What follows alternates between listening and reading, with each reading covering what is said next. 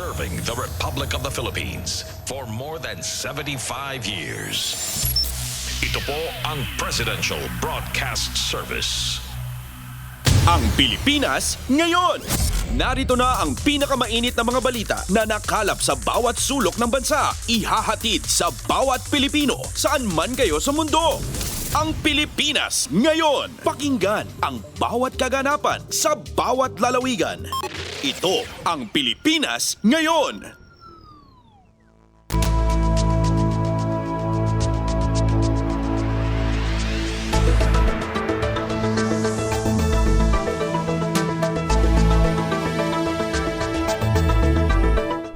Magandang araw po muli sa ating mga tagapakinig. Welcome po muli sa ating programang Ang Pilipinas Ngayon. Napapakinggan po ninyo saan mang bahagi ng mundo sa pamamagitan ng ating himpilang Radyo Pilipinas World Service. Napapakinggan po tayo sa mga sumusunod na shortwave frequencies sa 9.960 MHz, 12.120 MHz at 15.190 MHz. Ako po si Ven Blones, samahan po ninyo ako sa kabuuan ng ating programa ngayong araw na ito. Kapapalooban pa rin po ng ilan sa mga mahalagang balita mula dito sa ating bansa, kasama na ang mga segmentong business, sports, showbiz at ang mga ulat mula sa iba't ibang rehiyon at lalawigan dito sa Pilipinas para sa ating regional news. Samantala, inaanyayahan po namin kayo na bisitahin ang ating Facebook page, ang Radyo Pilipinas World Service. Paki-like at share na rin po.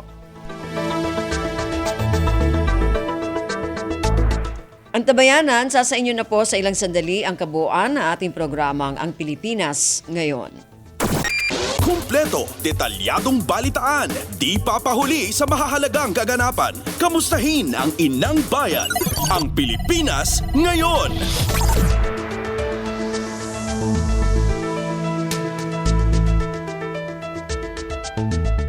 Sa ating mga balita, isang kawalan sa bansa ang pagpanaw ni Migrant Workers Secretary Susan Toots Ople. Ayon kay Pangulong Ferdinand Romualdez Marcos Jr., nabigla siya sa pagpanaw ng isang kaibigan at mahalagang tao na may malalim na pagmamalasakit sa taong bayan, lalo na sa mga migrant worker. Pinuri naman ni Pangulong Marcos si Ople para sa kanyang kagalingan sa trabaho at malasakit sa bayan. It's a very, very sad news. I have lost a friend. The Philippines has lost a friend. Secretary Toots is a special person, and with a deep compassion, really, for the people that she had to care for, namely the migrant workers. Si Pangulong Ferdinand Romualdez Marcos Jr. Pasada ng mga balita mula sa Pilipinas para sa mga Pilipino saan man sa mundo. Ang Pilipinas ngayon.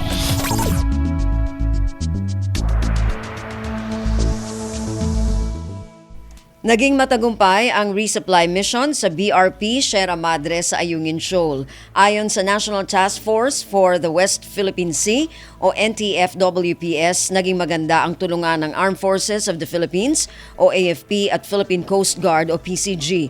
Sinabi ni National Security Advisor Eduardo Año na siya ring NTF-WPS Chair, kapuri-puri ang walang humpay na determinasyon, lakas ng loob at profesionalismo ng AFP at PCG. Ayon kay Anyo, malaki ang utang na loob ng mga Pilipino sa mga ito dahil sinasangkalan nila ang kanilang mga buhay araw-araw para sa soberanya, karapatan at jurisdiksyon ng Pilipinas sa West Philippine Sea. Ang Pilipinas ngayon, kasama si Ven Blones. Ipinag-utos ni Pangulong Ferdinand Romualdez Marcos Jr. na pagsamahin ang mga panukaalang amyenda sa Government Procurement Reform Act o GPRA. Ayon kay Budget Secretary Amena Pangandaman, ito ang direktiba ni Pangulong Marcos sa DBM sa ginawang sectoral meeting ng mga gabinete sa Malacanang. Sinabi ni Pangandaman na ipipresenta ang mga panukalang amyenda sa GPRA sa mababang kapulungan at Senado. isusulat lang po namin ng maayos ito in a form of an amendment dun sa mga provisions, mga existing provisions, and then we will sit down with the House and Senate counterparts po. Samantala, sinabi ni Pangandaman na posibleng mailabas ang mga amendments sa GPRA sa loob ng 2 linggo. Kumpleto, detalyadong balitaan, di papahuli sa mahahalagang kaganapan. Kamustahin ang inang bayan, ang Pilipinas ngayon. Suportado ni Pangulong Ferdinand Romualdez Marcos Jr. ang pag-aamyenda sa ilang probisyon sa 2003 Government Procurement Reform Act. Ayon kay Budget Secretary Amena Pangandaman, matutugunan ng mga panukalang amyenda ang underspending ng mga ahensya ng gobyerno na nagiging dahilan ng pagbagal ng Gross Domestic Product o GDP growth ng bansa. We will look at the data for first sem of this year. Meron po tayong negative na 170.5 billion pesos po. Meaning, the national government agencies po was not able to disperse 170 billion pesos po of available funds. Kaya po, bumaba po yung contribution po ng government spending to our GDP was reduced. Kaugnay nito, sinabi ni Pangandaman na sang-ayon si Pangulong Marcos sa proposed procurement revisions at kinikilala na dapat nang imodernisa ang procurement processes para makasabay sa pabago-bagong teknolohiya. Pasada ng mga balita mula sa Pilipinas para sa mga Pilipino saan man sa mundo. Ang Pilipinas ngayon. Maglulunsad ang Department of Budget and Management o DBM ng e-marketplace sa ilalim ng Philippine Government Electronic Procurement System o PhilGEPS para sa pagbili ng gobyerno ng motor vehicles. Ayon kay Procurement Service Executive Director Denny Santiago, sa PhilGEPS makikita ng mga ahensya ng gobyerno ang mga brand at specs ng mga sasakyan na maaari nilang bilhin. Sinabi ni Santiago na may threshold limit sa PhilGEPS para hindi na mahirapan ang bibiling ahensya sa mahabang bidding process. Ang mawawala po rito ay yung mahabang proseso ng pagbibid because they will buy directly from the e-marketplace. May mga produkto po na ilalagak po doon, coming po sa mga market operators or market suppliers, and then mga procuring entity doon na po bibili. Si PSDBM Executive Director Dennis Santiago. Ang Pilipinas ngayon, kasama si Ven Blones. Dinipensahan ni Budget Secretary Amena Pangandaman ang napaulat na 10 bilyong pisong bawas sa panukalang pondo ng Department of Health sa susunod na taon. Paliwanag ni Pangandaman, mula sa mga mambabatas ang ginawang pag-amyenda sa budget. Karamihan po kasi doon puro mga amendments ng Congress po. Additional, meaning congressional initiatives po. Si Budget Secretary Amena Pangandaman. Kumpleto, detalyadong balitaan, di papahuli sa mahahalagang kaganapan. Kamustahin ang inang bayan, ang Pilipinas ngayon.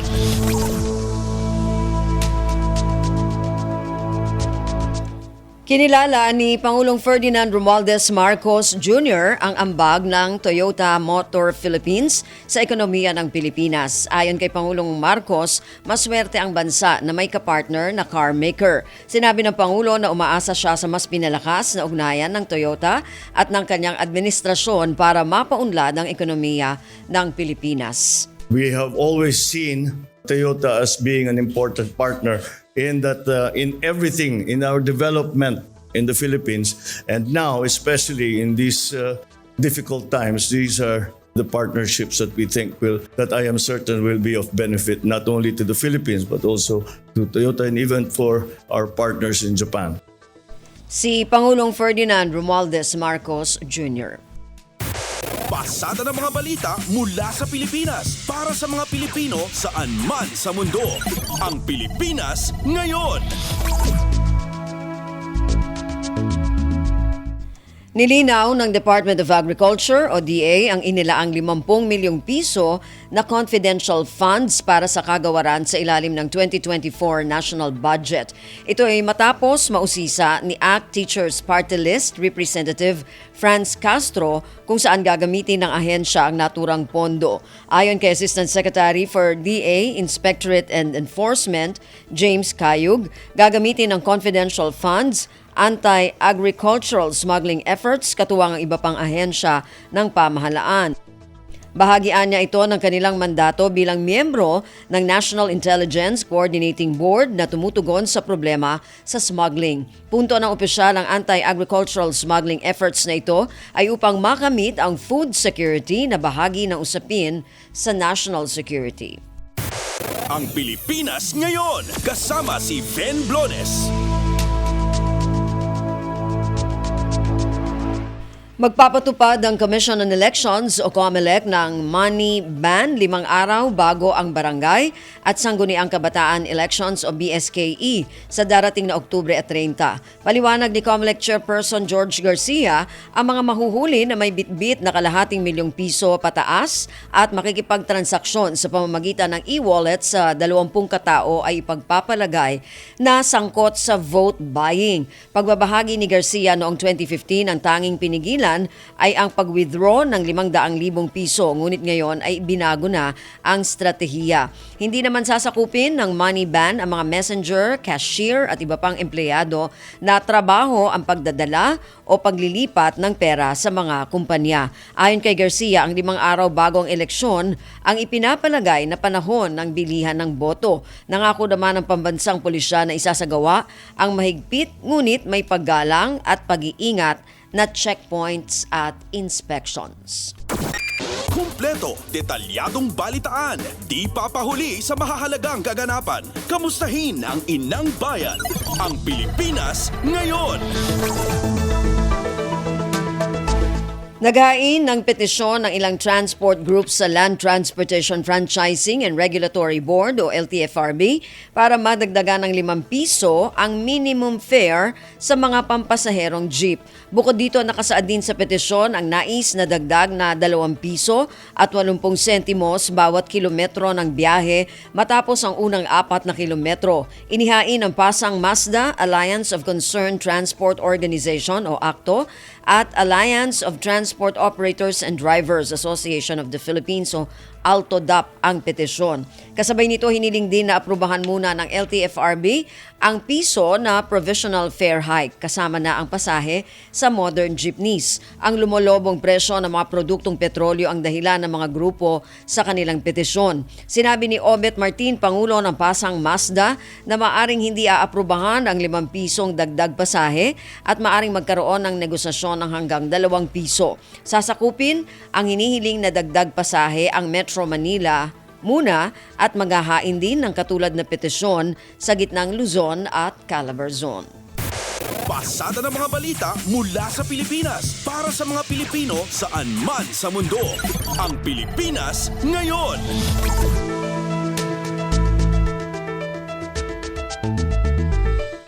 Bahagyang tumaas ang mga naitalang pagyanig sa Bulkang Mayon sa nakalipas na 24 na oras. Batay sa monitoring ng Philippine Institute of Volcanology and Seismology of PHIVOLCS, nagkaroon ng 56 na volcanic earthquakes ang bulkan, kabilang ang 39 na volcanic tremors na tumagal ng 1 hanggang 20 minuto. Umakyat din sa 134 ang naitalang rockfall events at mayroong 2 pyroclastic density current events. Nagpapatuloy rin ang lava flow sa bunganga ng bulkan na umabot sa 3.4 na kilometro sa Bonga Gully, 2.8 kilometro sa Miisi Gully at 1.1 kilometro sa Basud Gully. May pagguhuri ng lava hanggang 4 na kilometro mula sa crater ng Mayon Volcano. Sa kabila ng aktibidad sa bulkan, nananatiling nasa alert level 3 ang Bulkang Mayon.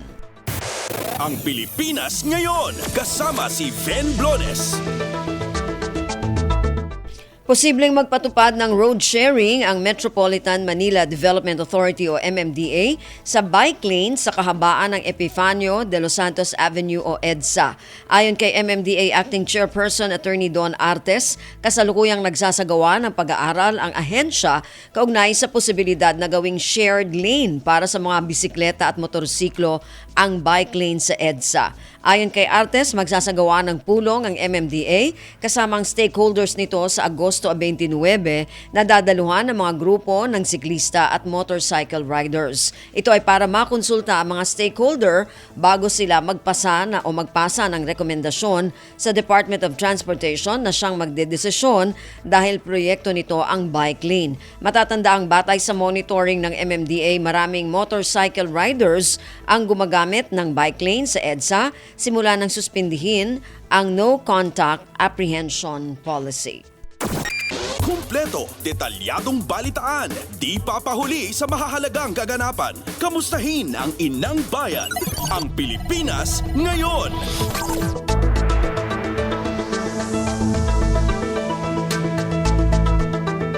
Yan po ang ilan sa mga pangunahing balita mula dito sa ating bansa. Samantala, antabayanan naman po ang mga balita mula sa iba't ibang rehiyon at lalawigan dito sa Pilipinas para sa ating regional news. Balita mula sa lalawigan sa bawat rehiyon ng ating bayan. Dito sa Ang Pilipinas Ngayon.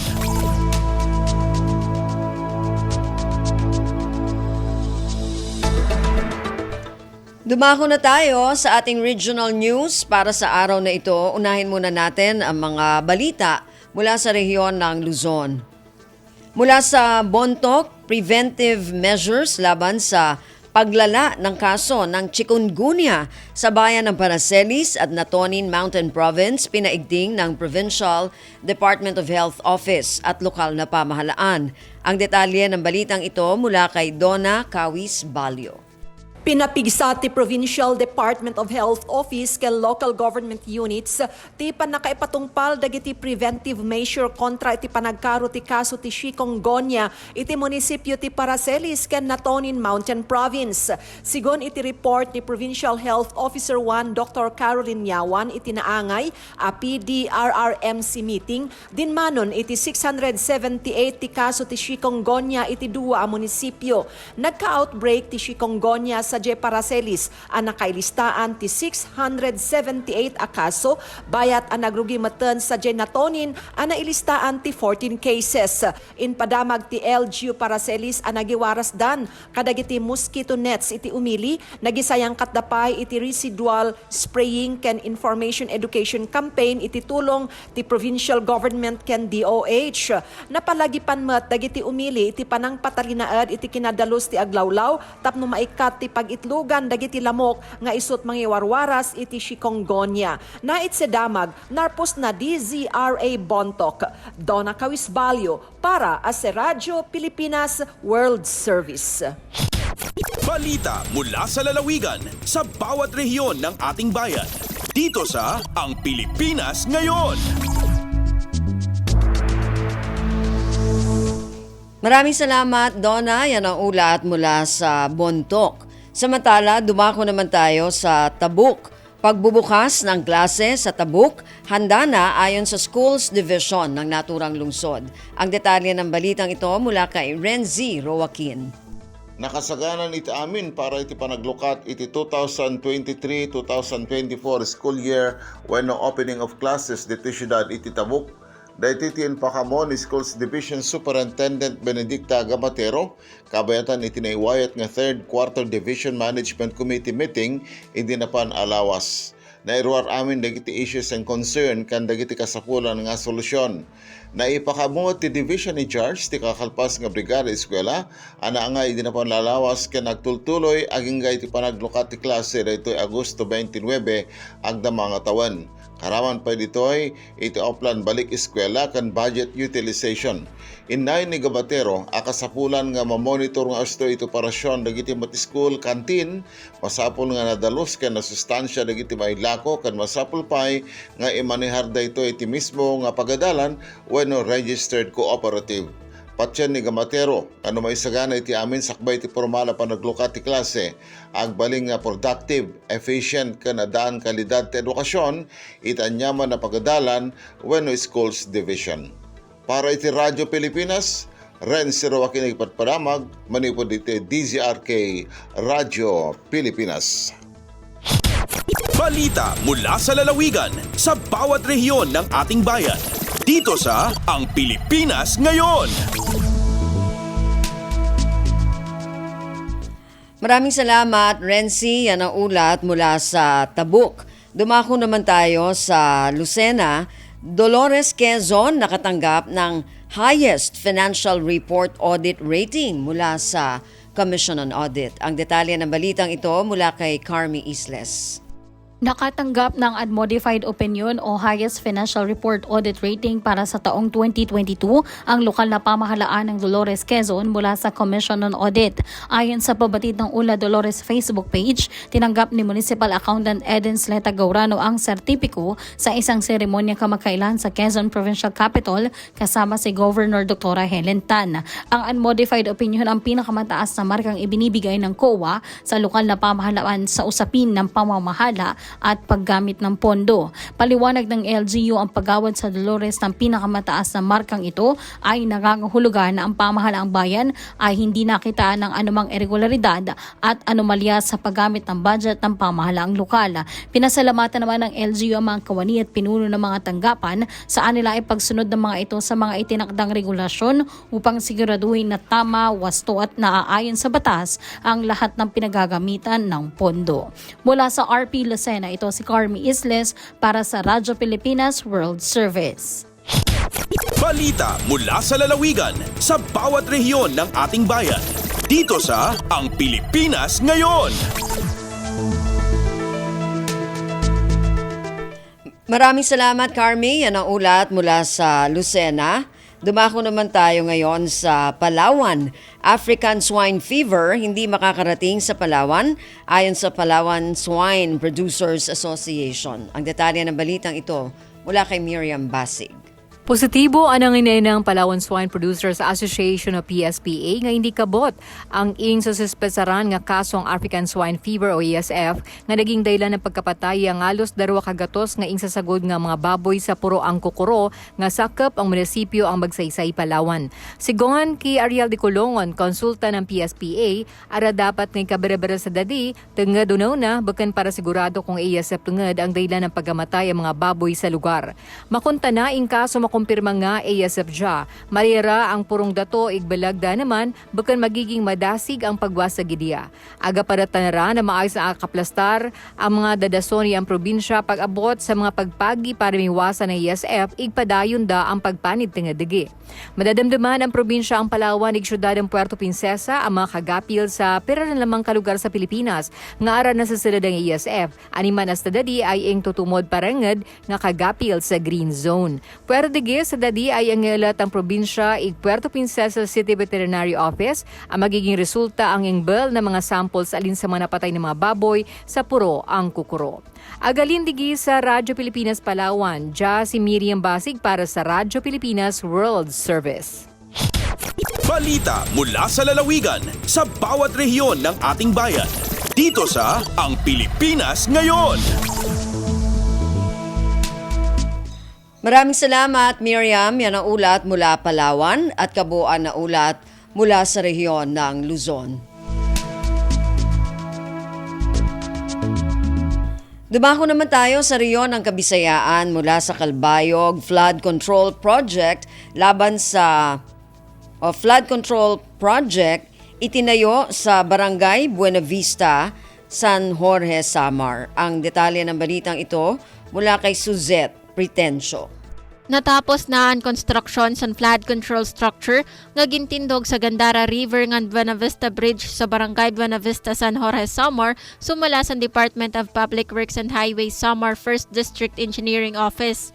May ada kabugusan nga revised contract amount nga 52.49 million pesos nga ginkuha sa General Appropriations Act o GAA 2023 ang ginsireng nga proyekto. Ang struktura may kahalabaon nga 200 metros nga may kahitason nga 7.2 meters. Parte paliwat sa scope of works and proyekto, ang konkreto nga aragian nga may sukol nga 1.2 meters, 0.8 meter nga parapet, nga nagsiserbe nga protection wall para sa mga residente, nga napulo nga solar street light sa kada 20 metros nga distansya sa struktura. Ang Gandara River, usa sa mga primera nga salog sa unang nga distrito sa Samar, mao gintindog ang ini nga struktura para maibanan ang epekto sa pagbaha o sa pagitaas ng tubig nga nakakarubat sa mga propriedad sa mga residente nga na-star sa flood-prone areas sa iginsering nga lugar. Tikang sa Radyo Pilipinas Kalbayog, ini si Suzette Pretencio para sa Radyo Pilipinas World Service.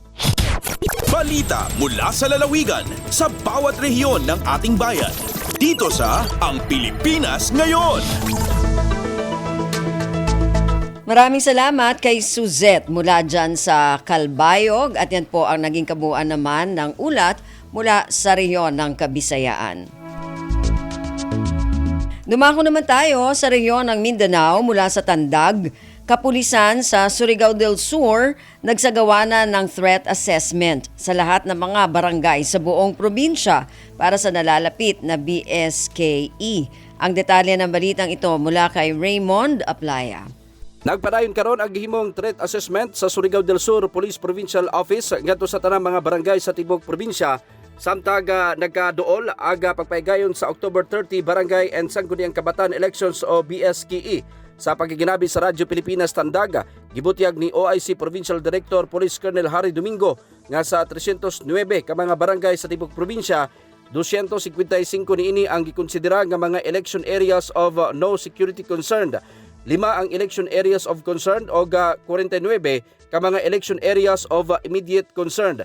Apan giklaro niini nga wala kini nagpasabot nga ang mga barangay ang gubot na gumikay ang ilang gibasihan lang maong history sa mga election-related violence nga nahitabo sa nakalabay pa nga eleksyon. Gidugang pa ni Police Colonel Domingo nga sa kasamtangan na wala na sila na monitor nga grupo, labi na ang Communist Terrorist Group, New People's Army, nga nangayo og permit to campaign fee ngadto sa mga posibleng magpapili sa umalabot nga piniliay. Gikan sa Radyo Pilipinas Tandag, kini si Raymond Aplaya, alang sa Radyo Pilipinas World Service. Balita mula sa lalawigan sa bawat rehiyon ng ating bayan. Dito sa Ang Pilipinas Ngayon. Maraming salamat Raymond, yan ang ulat mula Tandag. Dumako naman tayo sa Holo. Suleco nakatanggap ng 7 awards sa ginanap na NEA Week. Ang detalye ng balitang ito mula kay Fatma Gino.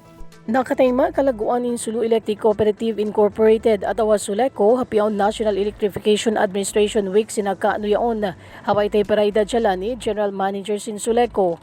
7 major awards sinatayma sinasabot cooperative. In mga ini, biyana sin Improve Electric Cooperative Award, Single Digit System Loss Award, ECs with Fully Liquidated Subsidy Fund, Program Distinction Award, Sinag Award, ECs with Advanced Loan Amortization Payment Award, Iban Special Citation Award bilang pagkila hanay ng iban mareo pagdasin ng buok na kura.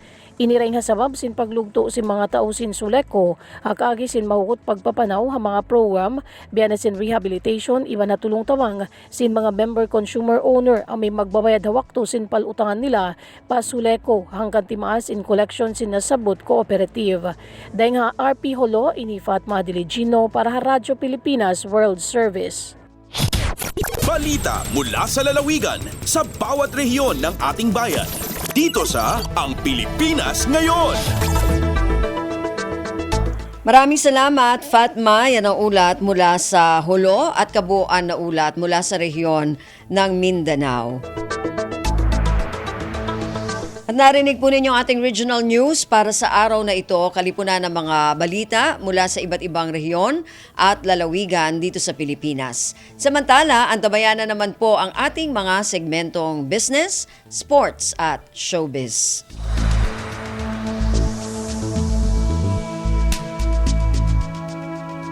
Dumako na tayo sa ating mga segmento. Unahin natin ang ating business news.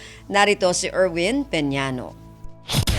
Lagay ng ekonomiya, kalakalan, negosyo at iba pa. Atin ang alamin dito sa Ang Pilipinas Ngayon.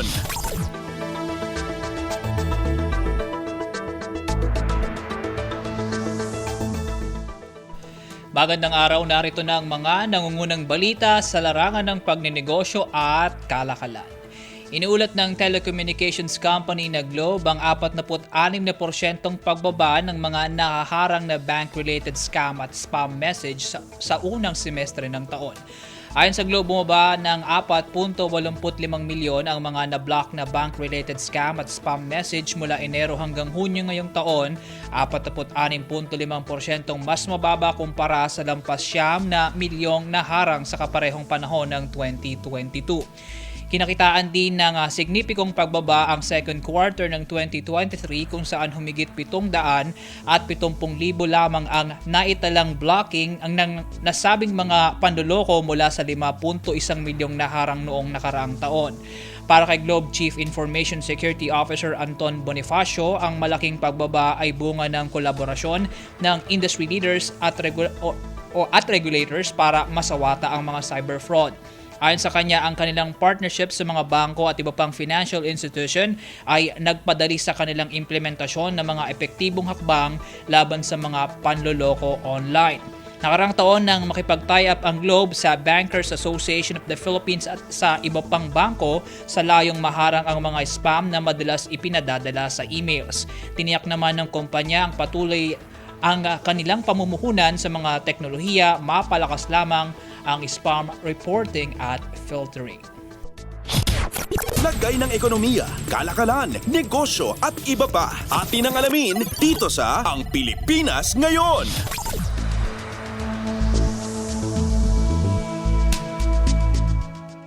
Sa iba pang balita, nagkasundo ang Monetary Board ng Bangko Sentral ng Pilipinas o BSP na panatilihin sa 3% ang interest rate ceiling sa mga credit card transaction. Ayon kay BSP Governor Eli Remolona Jr., nagkasundo ang board na hindi na muna galawin ang singilan upang balansehin ang pagbibigay ng steady rate sa mga consumer na may access sa credit card financing at masiguro ang pangmatagalang viability ng mga bangko sa pagbibigay ng kalidad na serbisyo sa kanilang mga kliyente. Mula sa nasabing hakbang, mananatili sa 3% kada buwan o 36% kada taon ang maximum interest rate sa hindi nabayarang card balance ng isang cardholder. Samantala, bukod sa interest rate, ipinanatili rin sa 1% ang buwanang add-on rate na maaaring ikarga ng credit card user sa installment loans. Nanatili rin sa 200 piso kada transaksyon ang maximum processing fee para sa credit card cash advances. Kada 6 na buwan ay nire-review ng BSP ang ceilings sa credit card transactions. Huling nagtaas ang Monetary Board noong Enero kung saan iniangat nito sa 3% mula 2% ang credit card cap. Ginawa ng BSP ang pag-angat ng singilan salig sa policy tightening nito at upang tugunan ang epekto ng inflationary pressure sa mga bangko at credit card issuers.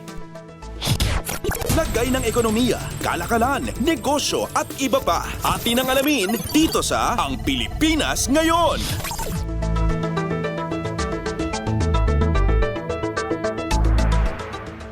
Ilang araw bago ang klase sa mga paaralan ay pinayuhan ng Ecoways Coalition ang mga magulang na maging mapanuri rin sa binibiling rain gears gaya ng kapote ng kanilang mga anak. Ginawa ng Talk 6 Watchdog Group ang babala matapos madiskubre na ilan sa mga ibinibentang plastic raincoats o sa pamilihan ay may nakalalasong kemikal. Tinukoy nito ang ilang kapote na gawa sa polyvinyl chloride o PVC plastic na nakitaan ng mataas na level ng cadmium na delikado para sa mga bata. Babala ng grupo ang matagal na cadmium exposure ay maaaring magdulot ng malalang sakit gaya ng cancer.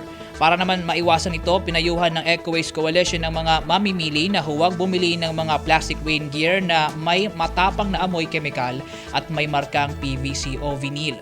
Hinikayat din ng grupo ang mga consumer na palagiang suriin ang kondisyon ng mga rain gear at iba pang PVC-based products na ginagamit ng mga bata kabilang ang backpacks at lunch bags upang masiguro na walang cadmium dust na maaaring malanghap ng kanilang mga anak.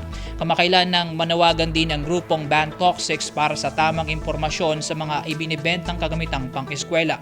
Hinimok ng grupo ang Department of Trade and Industry at Food and Drug Administration na ilathala ang listahan ng mga rehistradong brand ng school supplies para magabayan ang publiko sa pamimili ng mga gamit pang-eskwela. Lagay ng ekonomiya, kalakalan, negosyo at iba pa. Atin ang alamin dito sa Ang Pilipinas Ngayon.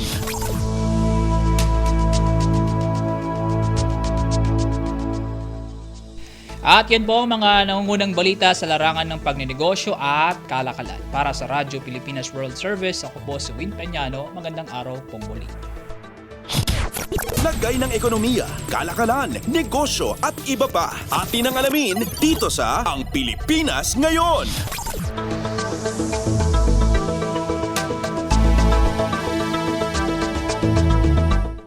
Maraming salamat kay Erwin para sa ating business news. Samantala, para sa ating balitang pampalakasan, narito naman si Leo Magbayo. Updates at pinakahuling mga usapin sa mundo ng palakasan. Atin ang pakinggan dito sa Ang Pilipinas Ngayon. Magandang araw. Narito na po ang sports balita. Pagkatapos na 3 tune-up games nitong nakalipas na mga araw, tututok na ang Gilas Pilipinas na bumuo ng plano para sa laban nila sa Dominican Republic sa unang araw ng FIBA World Cup sa Agosto 25 na gaganapin sa Philippine Arena sa Bukawi, Bulacan. Nanalo ang Gilas laban sa Ivory Coast sa unang nilang tune-up game bago yumuko sa Montenegro at sa Mexico nitong nakalipas na araw. Subalit hindi naglaro si NBA guard Jordan Clarkson laban sa Mexico na natalo lamang ng 7 puntos, 77-84. Masaya naman si head coach Chot Reyes at nakumpleto na ang kanyang players sa mga tune-up games. Kasama sina Clarkson, Kai Soto at Scottie Thompson sa unang pagkakataon, sinabi ni Coach Reyes na malaking tulong ang tune-up games para makabuo sila ng plano laban sa Dominican Republic. Sa katunayan, anya, ay nagtungo pa si Gilas assistant coach Tim Cone sa Granada, Spain upang ma-scout ang laro ng Dominican Republic sa tune-up games nito. Naitala ng Dominican Republic ang 94-88 panalo laban sa Canada bago lumasap ng 77-86 kabiguan sa Spain. Bit-bit ni Cone ang video ng mga laro ng Dominican Republic na papanoorin ng buong Gilas Pilipinas. Samantala, inamin naman ni Dominican Republic coach Nestor Garcia na hindi nila minamaliit ang Gilas Pilipinas lalo na't nandyan si Utah Jazz player Jordan Clarkson. Nangunguna para sa Dominican Republic si Karl Anthony Towns, isang big man na naglalaro din sa NBA sa koponan ng Minnesota Timberwolves. Ayon sa FIBA World Rankings, 23rd rank ang Dominican Republic habang rank 20th ang Gilas Pilipinas. Bukod sa Dominican Republic, kakalabanin din ng Gilas ang 28th rank na Angola at 8th rank na Italy. Updates at pinakahuling mga usapin sa mundo ng palakasan. Atin ang pakinggan dito sa Ang Pilipinas Ngayon. Sasabak sa elimination round ang Southeast Asian Games gold medalist na si Ernest John Obiena sa 2023 World Athletics Championships na gaganapin sa Budapest, Hungary. 35 pole vaulters mula sa iba't ibang bansa ang sasalang sa torneo na gaganapin sa National Athletic Center. Lahat ng magkwakwalipika ay makikipagtuos sa Agosto 27 para sa top 3 spot. Hangad naman ni Obiena na malampasan ang kanyang bronze medal podium finish noong nakarang edisyon na ginanap sa Eugene, Oregon. Subalit matindi ang mga kalaban ni Obiena dahil kasama din sa kompetisyon si reigning Olympic at World Champion, World number 1 Armand Duplantis ng Sweden, pati na rin ang number 3 pole vaulter ng Amerika na si Christopher Nielsen. Desididong makabawi si Nielsen ngayong World Championships dahil nadagit ni Obiena ang number 2 spot pagkatapos ang kanyang impresibong performance sa mga nagdaang kompetisyon kasama na ang 32nd Southeast Asian Games sa Cambodia at sa Virgin Jump Challenge sa Norway kung saan niya nalundag ang 6 meters. Updates at pinakahuling mga usapin sa mundo ng palakasan. Atin ang pakinggan dito sa Ang Pilipinas Ngayon. Sinayang ng Choco Mucho Flying Titans ang kanilang 2 set na abante laban sa Vietnam Team 2 at nagtamo ng 5 set na pagkatalo sa VTV Cup 2023. Mukhang kontrolado na ng Flying Titans ang laro kung saang nakuha nila ang unang 2 sets at umabante sa 19-13 sa ikatlong set, subalit naubusan sila ng lakas at bumalikwas na ang second team ng host Vietnam 25-20, 28-26, 21-25, 20-25 at 9-15. Dahil sa talo, nalaglag sa 2-2 record ang Chocomucho habang wala pa ring talo sa loob ng 4 na salang ang Vietnam 2 para angkinin ang liderato ng liga. Kasalukuyang nasa 3rd spot ang Flying Titans habang ang host na Vietnam Team 1 at 2 ay parehong nasa tuktok ng standings, tangan ang imakuladang 4-0 baraha. Susunod na mga kalaban ng Chocomucho ang Suwon City ng South Korea sa Miyerkules. Updates at pinakahuling mga usapin sa mundo ng palakasan. Atin ang pakinggan dito sa Ang Pilipinas Ngayon. At yan ang pinakahuling balita sa larangan ng palakasan. Para sa Radyo Pilipinas World Service, ito po si Leo Magpayo. Magandang araw.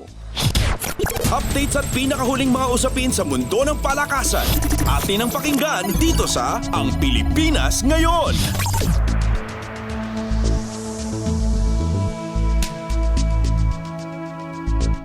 Maraming salamat, Leo. Yan ang ating balitang pampalakasan.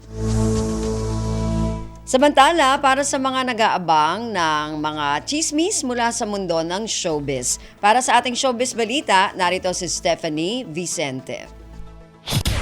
Ang latest, ang hottest sa showbiz and entertainment. Heto na sa Ang Pilipinas Ngayon.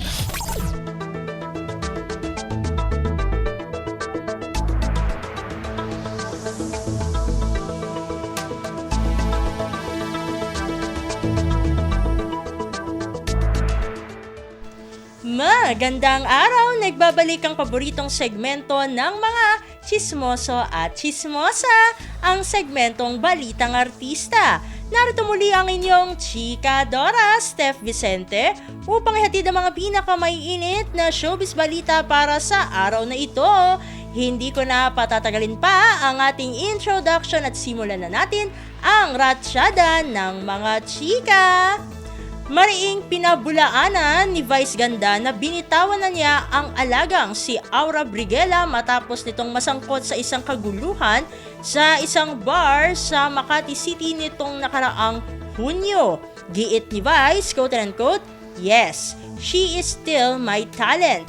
Sa isang panayam, sinabi pa ni Vice na nagtataka siya kung saan galing ang mga balita na binitawan na niya ang anak-anakan at alaga. Aniya, quote-unquote, "Alam mo, nagtataka ako kung saan nila nakukuha. No one asked me, ikaw lang ang nagtanong sa akin.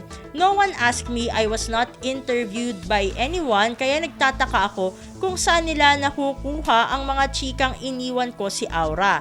Tanong pa ni Vice, quote-unquote, na-interview ba nila si Aura? Kasi Aura cannot be interviewed, bawal din siya magbigay ng mga interview. Saan kaya nila nakukuha? Sabi ko, grabe talaga yung clout chasing, yung para magamit yung issue, magamit yung pangalan ko, magamit ang pangalan ni Aura. Bilang manager, paano niya hinandle ang issue sa kanyang alaga? Sabi ni Vice, quote-unquote, "Pinagpahinga ko muna siya ng ilang araw, hindi right away para mahimasmasan. Kasi ako din, papahubain ko kasi syempre galit din ako, mainit din ang ulo ko." Kinausap din daw ni Vice si Aura sa harap ng ama nito. Aniya, quote-unquote, yung usapan na ito is everything coming from concern, love, and support. Tumangga naman si Vice na pag-usapan ang mga issue ni Aura pero tiniyak nitong hindi niya iiwanan ang alaga. Sabi pa ng It's Showtime host, quote-unquote, "Yung mga issues na yan, hindi ko na muna itatakel. Pero ito lang ang gusto kong klaruhin, hindi kami naghiwalay ni Aura, hindi ko siya iiwan lalong-lalo na sa posisyong ito ng buhay niya. She needs guidance, I will be there for her, she's okay and she's trying to be better each day." Ano naman ang mga aral na nais niyang matutunan ng alaga dahil dun sa naging insidente nga sa Makati? Sabi nga ni Vice, quote-unquote, "Wala na tayong magagawa, nangyari na yun eh. Magsisisihan pa ba tayo, diba? Magmumurahan pa ba tayo? So what can we learn from this, especially what can you learn from this experience? How can this experience strengthen you as a person, as human being, and empower you as a person? What can you learn from this? How can this experience make you a better person? Sa ngayon, nahaharap sa patong-patong na reklamo si Aura sa Makati City Prosecutor's Office. Samantala, may mga pagsubok na pinagdaraanan itong si Yasmin Curdy, pero hindi ito mahahalata sa itsura niya nang humarap siya sa entertainment press sa digital conference ng The Missing Husband na kasalukuyan na naganap nitong Martes. So maaliwalas nga ang mukha at nanatiling positibo ang mga pananaw ni Yasmin nang ikwento nitong biktima ng cyberbullying ang kanyang 10-year-old daughter na si Ayesha. At naghihintay ng kidney donor ang nanay niya na kailangan ng sumailalim sa kidney transplant procedure sa lalong madaling panahon. Sabi niya ni Yasmin, quote-unquote, "Ako bilang mommy, ipaglalaban ko siya kasi mahal ko siya. Sabi ko nga sa anak ko, hindi lahat magugustuhan ka.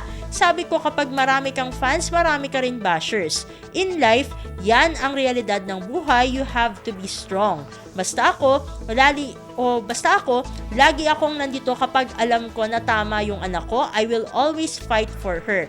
Kapag alam kong mali ang anak ko, ako mismo ang magsosorry sa parents." Yan nga ang naging pahayag ni Yasmin na nangakong ipaglalaban niya ang kanyang mga mahal sa buhay. Taos puso rin ang pasasalamat ni Yasmin sa asawa niyang si Ray Soldevilla Jr. dahil sa suporta at unconditional love na ibinibigay sa kanya. Sabi pa nga ni Yasmin, quote-unquote, "Na-appreciate ko yung meron akong asawa at family kasi ang dami kong karamay, ang dami kong kasama. Even my network, nafe-feel ko yung support, yung love."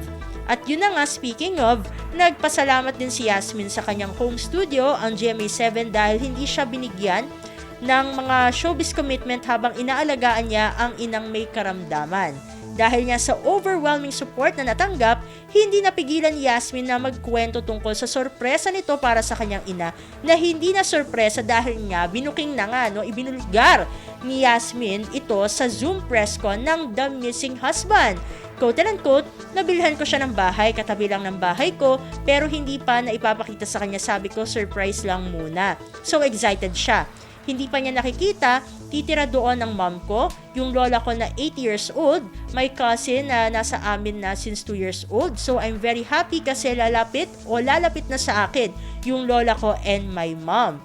Kapag may gatherings, lagi na sila dito, ipagluluto ko sila everyday, so I'm really happy and excited. Yan ang nakangiting lahad ni Yasmin tungkol sa mga isiniwalat na sorpresa para sa kanyang ina. At sa pagtatapos ng ating segmento, ang Miss Universe Thailand Organization ang personal na nag-imbita kay Miss Universe Philippines 2022 Celeste Cortesi upang maging miyembro ng selection committee ng Miss Universe Thailand 2023.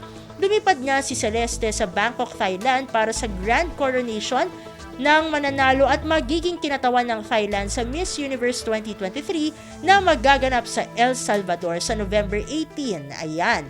Sabi nga ni Celeste nang hingan siya ng komento ng pahayag ng mga taga-entertainment press, quote-unquote, "I accepted the offer because first of all, I truly love the Thai culture and its people. Their dedication when it comes to pageants is really one of a kind, and I just wanted to bring my experience and help them in finding a queen fit to be Miss Universe. I may not have the Miss Universe crown, however, my journey towards Miss Universe made me realize and made me learn so much. So it is my honor and responsibility to share my knowledge to others and in this case, to Miss Universe Thailand." May magagandang karanasan si Celeste sa Thailand dahil sa mainit na pagtanggap at malaking pagpapahalagang ipinagkaloob sa kanya ng Thai people.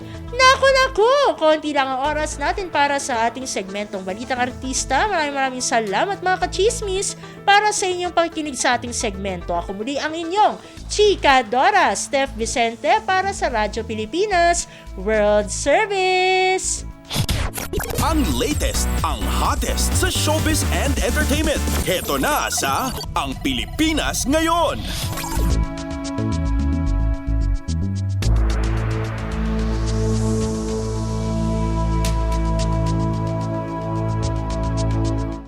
Maraming salamat, Steph. Yan ang ating showbiz balita. Muli inaanyayahan po namin kayo na bisitahin ang ating Facebook page, ang Radio Pilipinas World Service. Paki-like at share na rin po.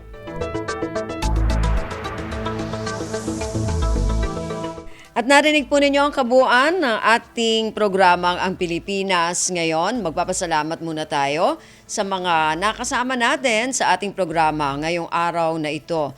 Sa ating technical side, kina Milo Jonella, Susan Naison at Anthony Pimentel.